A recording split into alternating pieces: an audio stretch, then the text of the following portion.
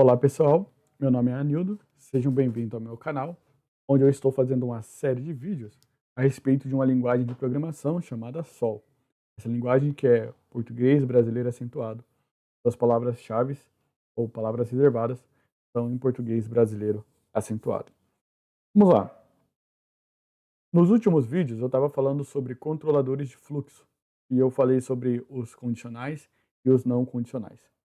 E nos vídeos eu estava esbarrando muito sobre tabela e iteração. E eu disse que são duas coisas um pouco complexas nessa linguagem e que eu ia deixar um pouco para trabalhar depois, que eu queria trabalhar com mais detalhes. Beleza? Essa é a hora então. Vamos lá. O que é tabela e iteração? Tá? Tabela é a única estrutura de dados que nós temos nessa linguagem. E iteração é a única estrutura de laço que nós temos nessa linguagem.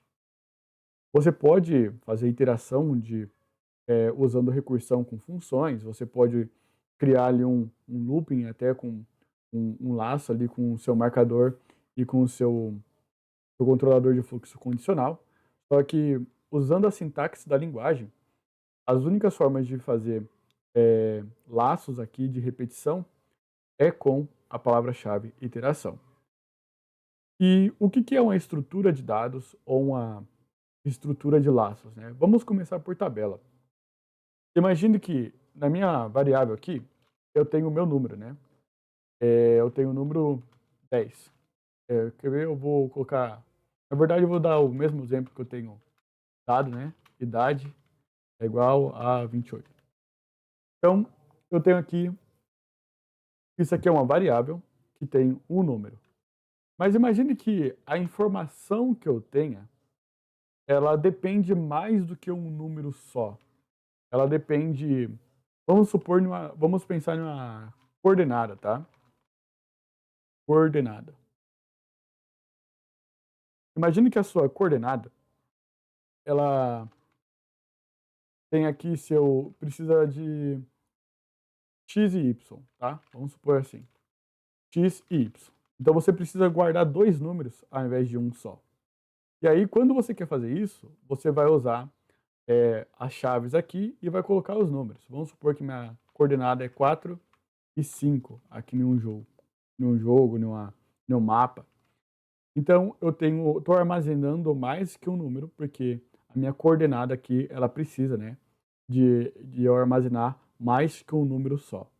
E para isso, nós precisamos usar uma estrutura de dados que vai unir esses dados em uma variável só, tá bom? E quando nós fazemos desta forma aqui, que eu uso uma sequência, é, uma sequência de dados separado por vírgulas, sem colocar variáveis dentro, eu estou chamando isso de lista, tá? Minha coordenada, ela tem uma lista de números, uma lista de dois números, e o primeiro número é 4, o segundo número é 5, então o primeiro número é x e o segundo número é y, por exemplo. Aí eu vou ter a minha coordenada ali, tá?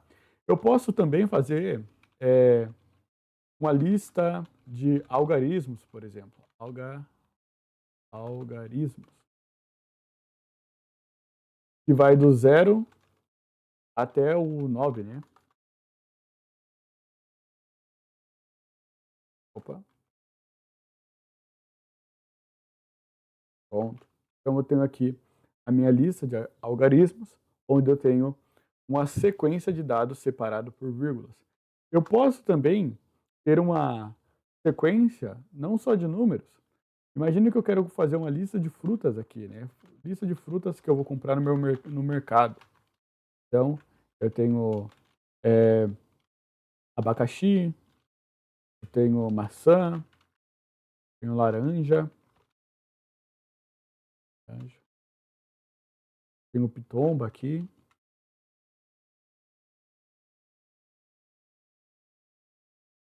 pomba, certo?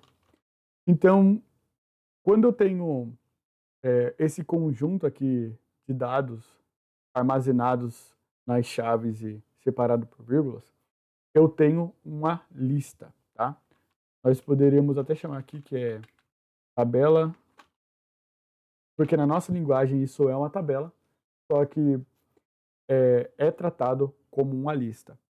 E como a gente recupera esses dados, tá? Vou mostrar aqui para vocês, eu vou usar nosso Exiba.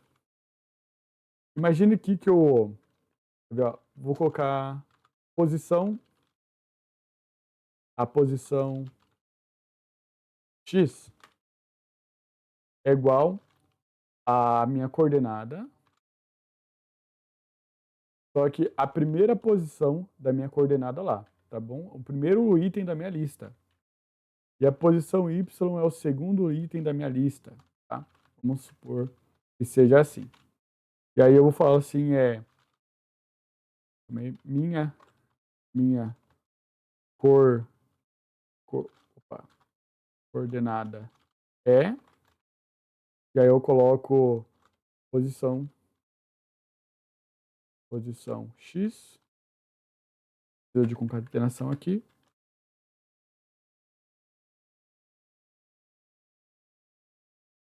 concatenação de novo, posição Y. Peraí. E ali precisa de 2 pontos aqui.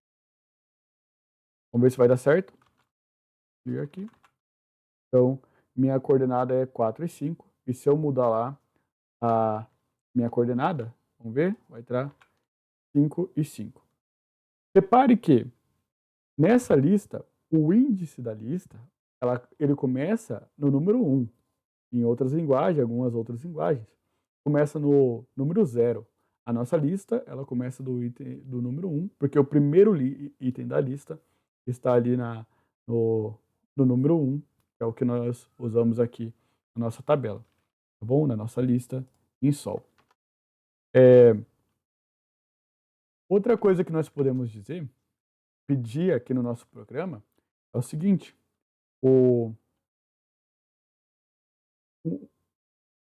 vamos supor que eu quero descobrir qual que é o maior algarismo que eu tenho ali, né?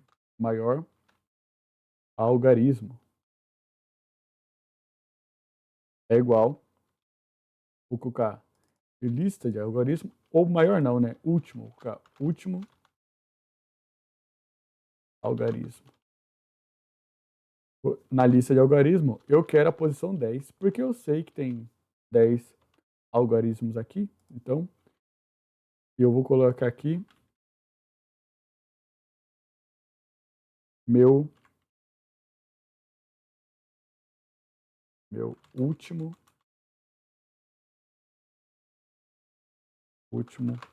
algarismo é, e vou colocar minha variável chamada último algarismo. Concatenar aqui. Vamos ver como que vai ficar lá no nosso programa. Meu último algarismo é 9. E, Anildo, e se eu não saber quantos itens da minha lista eu tenho, né? Como que eu faço? Vou passar um segredo aqui para vocês já sobre listas, tá? Você pode fazer o seguinte, você pode colocar uma cerquilha e você pode colocar o nome da sua lista. E o que essa cerquilha e nome da lista faz? Ele retorna a quantidade de algarismos que você tem. Então, você vai colocar isso aqui, vai aparecer o último aqui, quer ver? É o 9. Se você colocar isso aqui menos 3, por exemplo, vai colocar menos 3 posições para trás. Está respondendo que é o 6. Então, 1, 2, 3 é o número 6. Bom?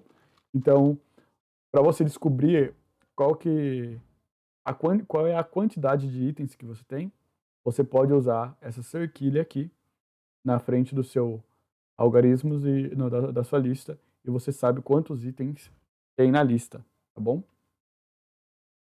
Beleza. Vou apagar aqui para o nosso script fazer sentido ali.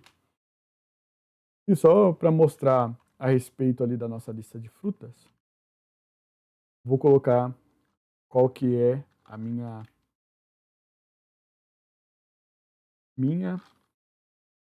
opa, minha primeira fruta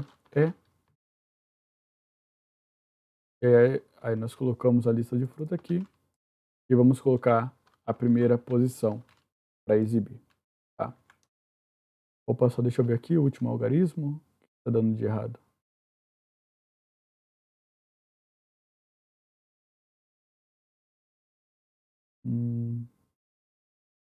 Linha 49, último algarismo. Ah, tá. Eu preciso colocar um número aqui, né? Então, preciso colocar a cerquilha ali. Agora sim vai dar certo. Pronto. Então, a minha primeira fruta é abacaxi, meu último algarismo é 9 e minha coordenada é 5 por 10. Ok? Beleza. Então, é assim que nós trabalhamos com lista. Só que também tem uma coisa em lista que é o seguinte: você pode criar uma lista de múltiplos valores, tá? Aí eu vou colocar só múltiplos valores aqui. Múltiplos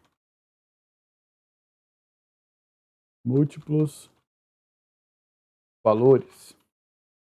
E aqui no múltiplos valores, eu vou deixar abacaxi, vou colocar aqui 2, vou colocar abacaxi e 2, porque pode ser que quando você tenta concatenar alguma coisa que não é número e nem texto, dá erro, tá? Então, só para vocês verem aqui, eu vou colocar a minha quantidade.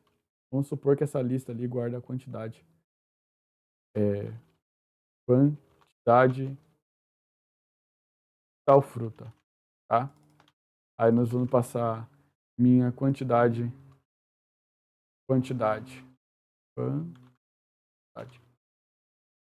da fruta é. Aí nós vamos passar quantidade de fruta 1, abacaxi. E vamos colocar um espaço aqui, 2. Ou, nem é 2 aqui, né? Peraí. Vamos colocar ao contrário aqui, ó. Eu sei que vai ficar no singular, mas deixa assim mesmo, tá?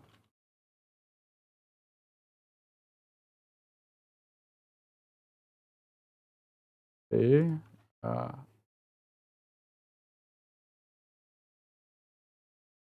a segunda posição que tem a quantidade. Deixa eu ver. Não, eu queria um espaço aqui mesmo. É que eu apago. Vou colocar abacaxi no plural. Vamos ver se vai reproduzir. Pronto. Minha quantidade de fruta é 2 abacaxis. Certo? Então pode ser uma lista também de valores diferentes. Pode ser valores verdadeiro, falso, outros valores, mas para isso você precisa fazer verificação antes de exibir alguma coisa, senão, porque não pode concatenar, tá bom? Valores que não seja número ou não seja texto. Então, quando eu trabalho com lista, eu trabalho desta forma aqui. Agora, o que isso tem a ver com iteração? Porque eu disse que eles trabalham junto, tá? Vamos supor que eu queira exibir todos os meus algarismos aqui, né? Eu vou fazer o seguinte: eu vou passar valor, não, índice e valor, certo? Eu vou ensinar outra função para vocês que é própria do compilador, porque eu tenho a única função que eu passei para vocês até agora, que é própria do interpretador, na verdade, é somente a função exiba, mas tem uma função chamada obtenha pares indexados.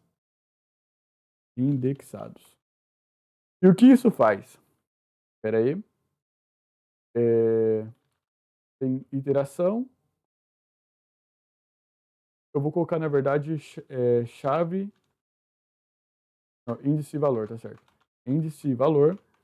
Obtenha pares indexados. Vou colocar a lista de fruta aqui, tá? Então, eu estou dizendo, ó, itere sobre a lista de frutas e obtenha os pares indexados como índice e valor. Depois que você fazer isso, você vai fazer o seguinte. Você vai exibir para mim, tá, o índice da fruta e você vai exibir para mim o nome da fruta. Valor. Tá? Vou até colocar aqui, ó, nome fruta, porque aqui eu posso colocar os nomes que eu quiser, tá? Se você quiser colocar posição, por exemplo, aqui você pode. Aí você coloca posição e índice, por exemplo, tá? Mas eu vou colocar índice e nome da fruta, aqui. E olha que interessante. Vamos lá, clear. Olha como vai ser listado. 1, 2, eu vou comentar esses ibas aqui de cima. Não vou apagar, mas eu vou comentar aqui para vocês ficar melhor visível ali embaixo, tá? Então, olha que interessante. Eu não digitei 1 ponto, 2 ponto, 3 ponto, 4 ponto. Eu simplesmente falei que eu queria essa formatação. Que o índice apareça, aí coloque um ponto e espaço e depois o nome da fruta. Se eu quiser fazer a mesma coisa com minha lista de algarismos, eu vou fazer o seguinte. Eu só vou trocar a lista de algarismos aqui, tá vendo? E o resto vai manter a mesma coisa. Vou manter nome de fruta só para vocês verem que a única coisa que precisa mudar é o que está no obtenha pares indexados, tá? Olha lá. Veja que a primeira posição da minha lista de algarismo é a 0. E a última posição, que é a posição 10, é o número 9. Tá vendo? Vamos ver a questão da coordenada aqui, né? Okay? Vamos ver a questão da coordenada. Como que vai ser exibido. São duas coordenadas. A primeira é 5 e a segunda é 10. Então, depois que você faz essa estrutura aqui e você está trabalhando com listas, a única coisa que você pode mudar, ou você precisa, né? Não que você pode, mas que você precisa mudar, é esse valor que está dentro do pares indexados, o que você está passando para essa função. Por isso que normalmente eu coloco aqui, ó, nome e valor, ou índice e valor. E quando eu coloco o índice e valor, eu posso listar o que eu quiser. A lógica é a mesma. Eu posso trocar o nome de posição. Pronto.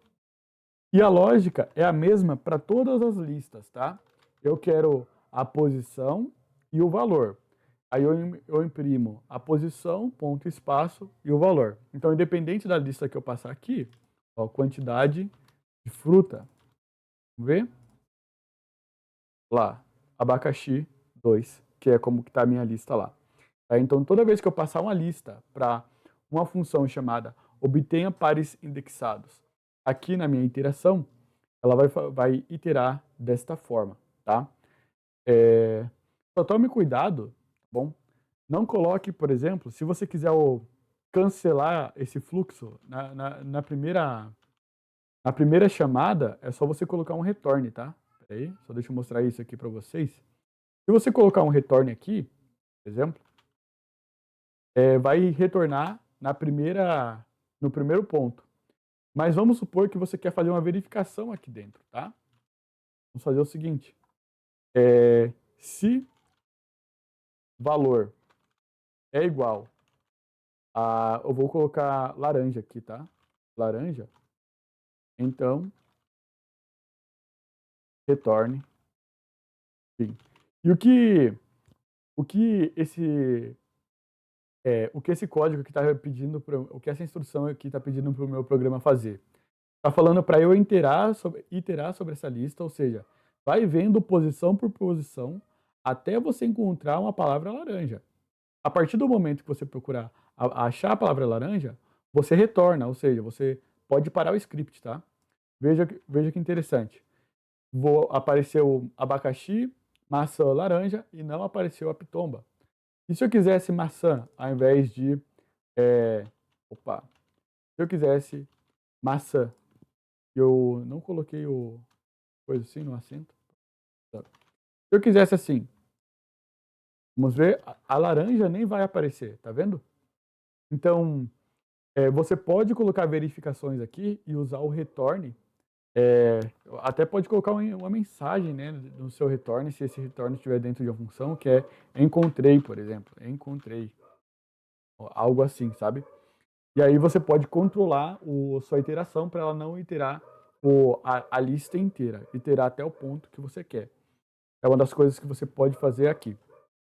Mas para listas, você vai trabalhar com obtenha pares indexados, porque você está procurando o par de posição e valor, ou index e valor, índice e valor. Como está aqui, obtenha pares indexados, eu gosto de colocar índice aqui para fazer mais sentido com o contexto geral, tá? Então é assim que se trabalha com listas, tá bom? É assim que se trabalha com listas. Mas eu falei que o tabela não é só lista, ela também é uma, vou colocar aqui tabela, ela também é um mapa. E aí o mapa, ele se declara quase parecido aqui com as nossas listas. Você precisa de uma variável, abrir e fechar chaves, e aí você vai colocar coisas dentro. Vou colocar aqui o meu usuário, tá? Vamos supor que eu vou ter um usuário na minha aplicação. E para esse usuário, eu preciso do nome dele para ele poder entrar aqui na minha aplicação, tá? Ou no caso aqui, eu vou colocar meu nome, Anildo, tá bom? Então, quando eu faço dessa forma aqui, e eu tento exibir, eu vou comentar, peraí, eu vou comentar esse código aqui, para ele não exibir nada, tá? Pronto. Quando eu tentar, se eu tentar acessar esse usuário, igual eu estava acessando as outras coisas, lá a lista, vai dar erro. Porque acessar uma lista é fazer isso aqui, ó. Eu exibo, coloco o usuário, que é o nome onde está guardando a minha tabela, e coloco a posição. Aqui está a primeira posição. Veja que não tem nenhuma vírgula separando. Se eu fazer isso, ó, não aparece nada. Tá vendo? Não exibe nada. Porque não tem uma lista aqui. O que tem é um mapa. E como a gente procura itens, procura valores no meu mapa, eu digito ponto na frente e aí eu coloco o nome da minha propriedade. Quando a gente declara valores de um mapa, nós estamos falando de propriedades, tá? Então, a propriedade nome do meu usuário é igual a... Opa, cadê? Ah, tá, peraí. Isso aqui também precisa estar comentado. Vê? Isso, Anildo. Só para vocês verem que quando eu coloco um aqui, não vai aparecer nada, tá? Olha lá, aparece nulo, na verdade, né? Se eu tentar procurar o primeiro índice, está dizendo nulo.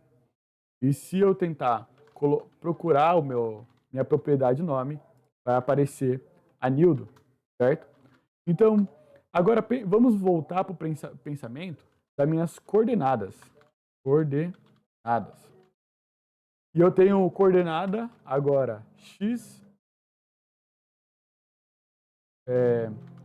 x é igual a 2, y é igual a 10, z é igual a 5. Vamos supor que esta é a minha coordenada, certo? E aí eu quero exibir essa coordenada de forma legível. Como que eu vou fazer isso? Bom, vamos usar uma iteração, e vamos obter a chave e o valor em obtenha pares, somente pares, sem indexados, tá? E vamos pedir para a iteração fazer o seguinte: exiba chave, peraí, espaço igual a espaço, valor. É isso aqui que nós queremos que faça. Então vamos ver o que vai acontecer. Calma aí, obtenha pares. Ah, preciso passar o valor aqui, né?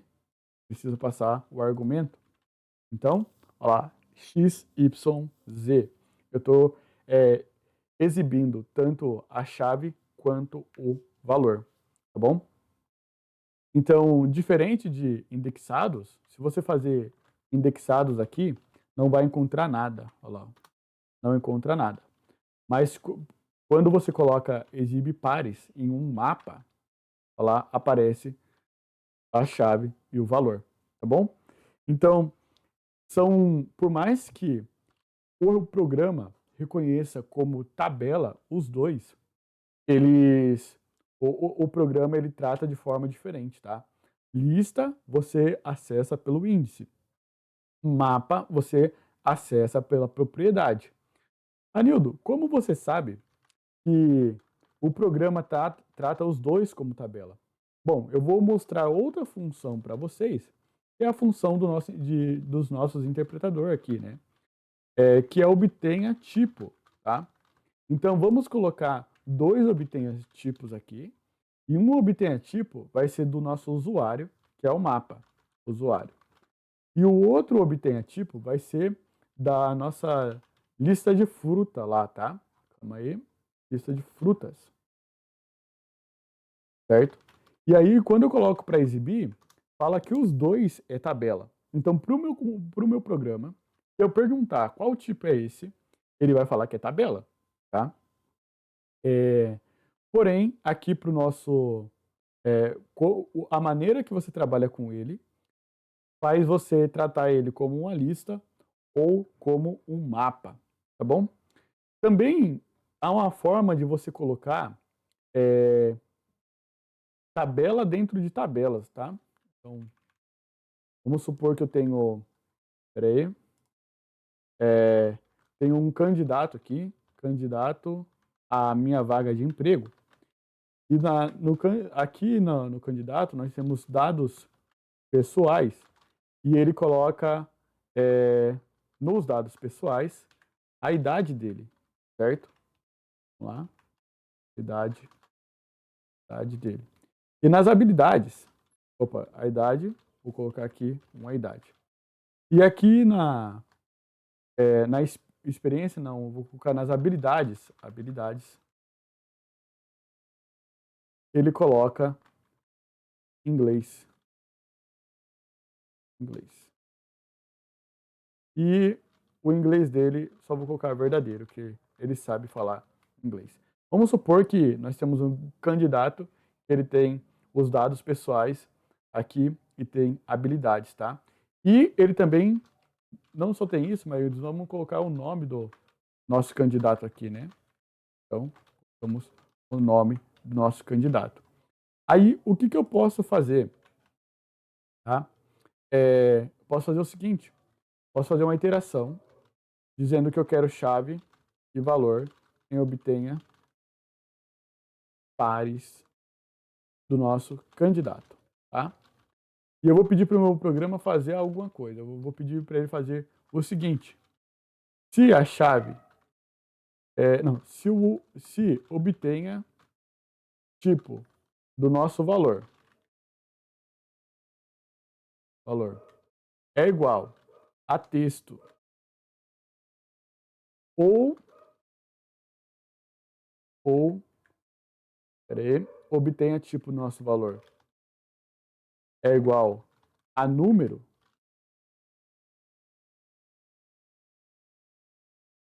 faça alguma coisa, né? Então, na verdade. E então. Então, nós vamos exibir chave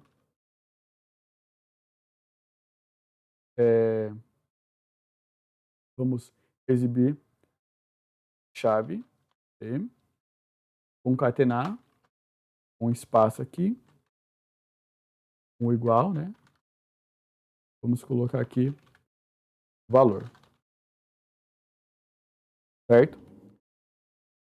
Uma coisa que eu quero mostrar para vocês é o seguinte, tá? Lembra que eu disse que isso aqui é um se e tudo que está aqui fora é um se não? Esse código, não, essa linguagem, ela tem uma trava, tá bom? E a trava que essa linguagem tem é que você não pode criar uma iteração dentro de uma iteração, sem fazer uma verificação. Eu não posso dizer, por exemplo, que se chave, iteração aqui, chave valor em obtenha pares, por exemplo, do meu valor, faça, exiba. Vou copiar o código dali. E fim. Se eu fazer isso aqui, o que acontece? Se não é nem texto, nem número, provavelmente é tabela, certo? Se eu tentar fazer isso aqui, olha o que vai acontecer. Espera aí. Não posso colocar uma interação dentro da outra.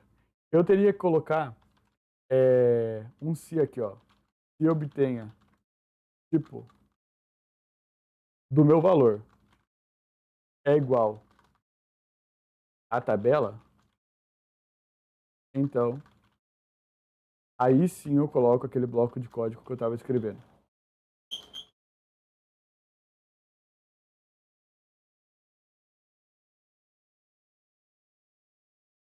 Vamos ver como vai ficar. Deixa eu ver. Não pode concatenar um valor lógico. Ah, aqui, ó, tá.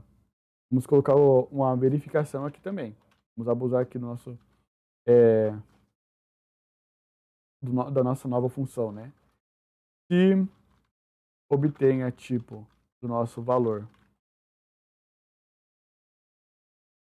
é igual a lógico,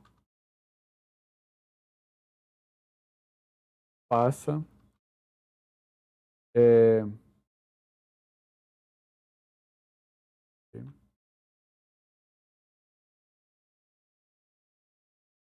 lógico. Vamos fazer assim, ó.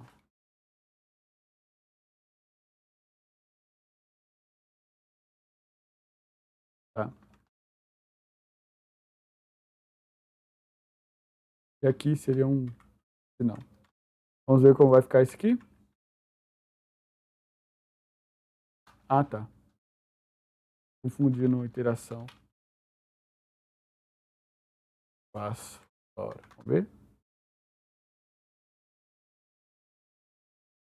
Não pode ser assim, peraí. Só vou colocar lógica aqui.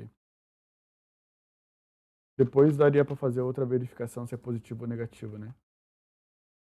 Pronto. Ainda tá dando um erro ali. Eu não sei de onde é. Ah, é que eu não tenho um retorno. Pronto, agora sim vai dar certo. Lá. Era para exibir número aqui. Deixa eu ver o negócio. Inglês. Está exibindo dados pessoais. Então, o que acontece? Aqui eu consigo exibir uma tabela dentro de uma tabela. Só que, para isso continuar, eu teria que fazer várias verificações, né? E para isso existe uma questão de recursão, existe outras formas de verificar isso, mas só mostrando para vocês que, por exemplo, eu vou tirar esses dados pessoais aqui, que o resto vai fazer sentido, é o seguinte. Pronto. Eu tenho Anildo, tenho meu valor em inglês, eu vou colocar só verdadeiro aqui, só para vocês entenderem aqui, ó, verdadeiro. Aí eu tenho uma tabela inteirando dentro de outra tabela, mas para isso acontecer, eu preciso colocar eu preciso colocar verificações. Eu não posso chamar uma interação direto dentro de outra interação, tá? Eu tenho que colocar verificações. E para você fazer essas verificações, você pode usar a função obtenha tipos. E aí você pode usar também obtenha tipos com cada valor que eu tenho apresentado aqui para vocês, que vai exibir o tipo correto da sua aplicação. Então veja que você pode trabalhar tanto com listas quanto com tabelas, tá? Desculpa, você pode trabalhar tanto com listas quanto com mapas. Você pode usar os dois. Mas para o nosso programa, tudo isso é tabela e ele sempre trata como tabela, tá bom? É, uma, uma peculiaridade aqui, tá? Vocês vão perceber E aqui está aparecendo nome Anildo e inglês verdadeiro depois. Só que eu rodei o programa de novo e apareceu inglês para depois Anildo. E por que isso acontece? Porque na linguagem Sol, a tabela, ela é colocado um código. Quando ela é armazenada, ela é armazenada na memória e é dado um código para ela. E aí, a nossa iteração aqui, ela exibe em ordem alfabética. E como esse código ele é aleatório, pode ser que o segundo campo da tabela ele aparece é, de ordem alfabética primeiro do que o primeiro campo. Então é por isso que nós, ao invés de chamar de chave valor igual eu estava fazendo, nós usamos as propriedades, tá? Nós chamamos por propriedade.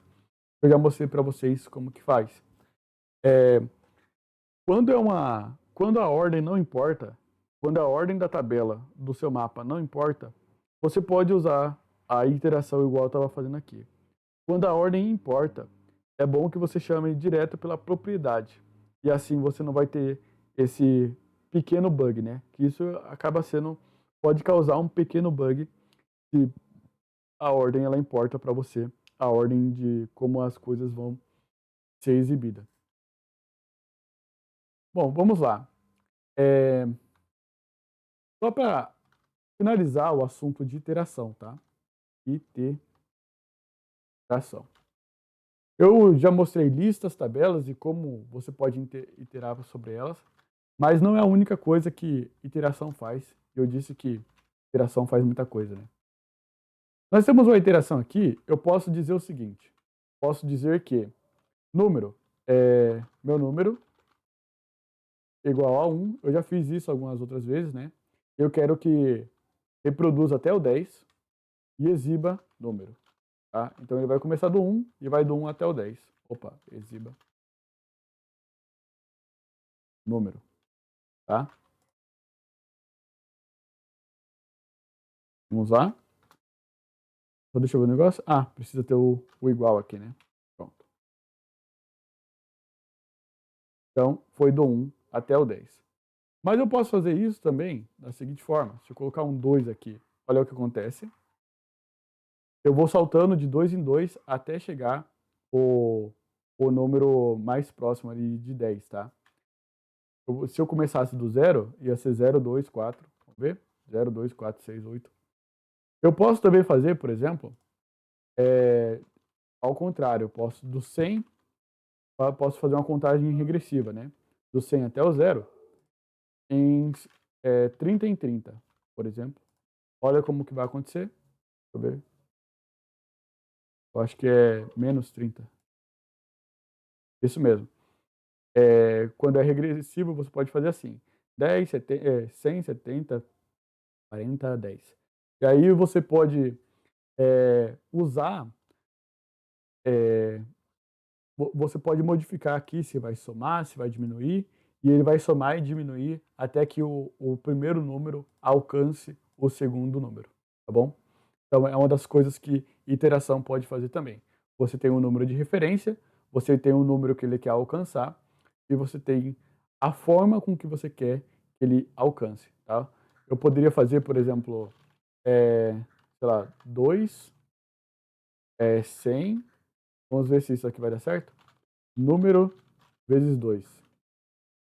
Vou dar um clear. Isso aqui eu nunca tentei, vamos ver? Vai dar erro. Não, não pode ser número aqui. Tem que ser assim. A menos também que eu... E se eu declarar esse número antes, né? Aqui já estou fazendo testes já, tá? Aqui. Agora sim, número vezes 2. Vamos ver o que vai acontecer. Não vai aparecer. Não vai ser do jeito que eu pensei. Deixa eu ver vezes 2. Não vai ser. Precisa ser esse inteiro aqui mesmo, tá?